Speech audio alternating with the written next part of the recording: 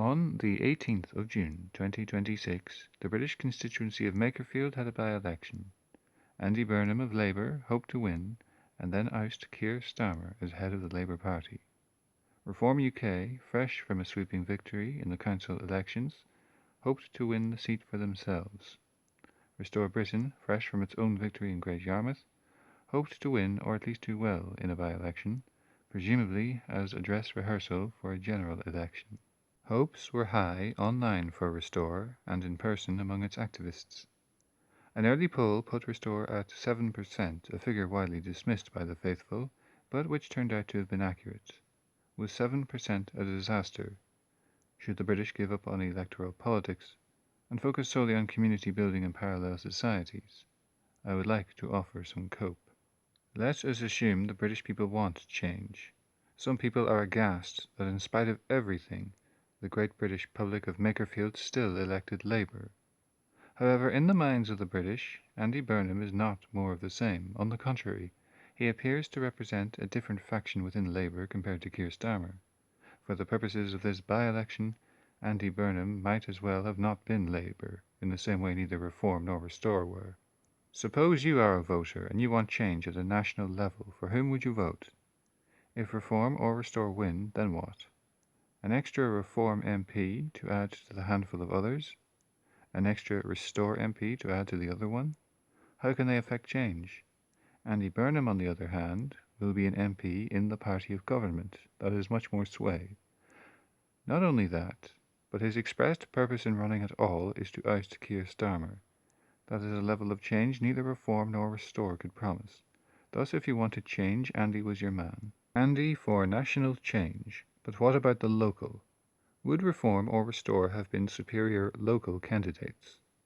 Maybe, but how can they tell? Andy was Mayor of Manchester. He at least has a track record, but Reform and Restore are unknown quantities. Plus, if Andy becomes head of Labour and the Prime Minister, then what better MP could Makerfield have? If you want local politics, then Andy is your man. Andy Burnham represented hope and change, and come the general election the mantle will pass either to Reform or Restore. Reform by then will have been in charge of the council for a while, so maybe Restore will be the only thing shiny and new, unsullied by the compromise of actually having to do anything, at least in Makerfield. But even so, 7%, is that all? Here I think Restore simply succumbed to being too new. People do not just vote for what they want, but often against what they oppose.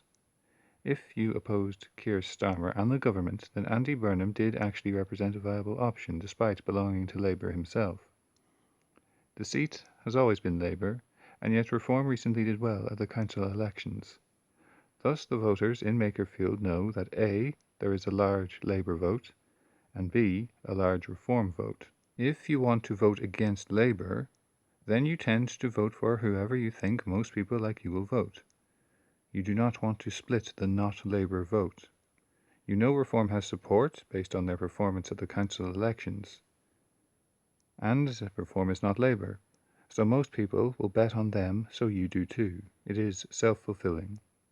You do not know how many people will go to Restore, if any, so it puts you off going for them. That is self-fulfilling too. With no track record locally, 7% is respectable for Restore, perhaps. Restore's big claim in Great Yarmouth was activating people who never voted before or who had not voted for years, and I think they hope to do that again this time. It is not clear if they did. I suspect, without any analysis, that a number of people who never or rarely vote voted Labour this time. Labour always won in the past, so those voters never needed to vote. But then, suddenly, Reform did well at the council elections, and maybe they would win this time.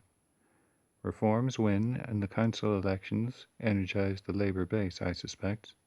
Just as the not Labour vote coalesced around Reform, the not Reform vote coalesced around the largest non-Reform party and the best non-Reform prospect, which was the Labour Party. Some might say that Restore should not have stood anyone at all. Andy Burnham was the change candidate, so let him get on with it. Why risk and then suffer an embarrassing 7%? Restore had to stand somewhere, and it had to lose somewhere, so why not do it in a by-election? Besides, Restore's local branch wanted to run. and you have to trust your people. In addition, I do not think that 7% is as disappointing as it looks. The hope, the expectation of coming second or even winning seems to have been mostly online. The online might despair at only 7%, but the average person probably has no opinion on 7%. They might even be impressed that Restore, of whom they have never heard, came third out of nowhere. Now at least Restore has a track record. 7% of the vote coalesced around Restore, on a past history of 0% in the area. At the next by-election, the not Labour voters there, wherever it may be, will know or suspect that Restore might have a 7% base among them, and that will be enough to encourage people there to coalesce around Restore.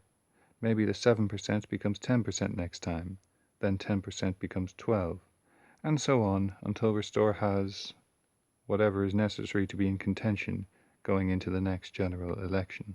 This is the cope I offer. Electoral politics can still work in Britain. It just happened this time that Labour's Andy Burnham was the best opportunity for real change, and the people chose him. At the council elections, Reform were the best opportunity for change, and the people chose them.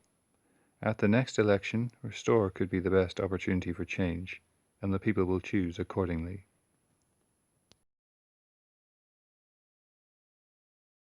Well, that's a smashing system, that is, Barry, isn't it, eh? Everybody gets what nobody wants. That's democracy, Dennis.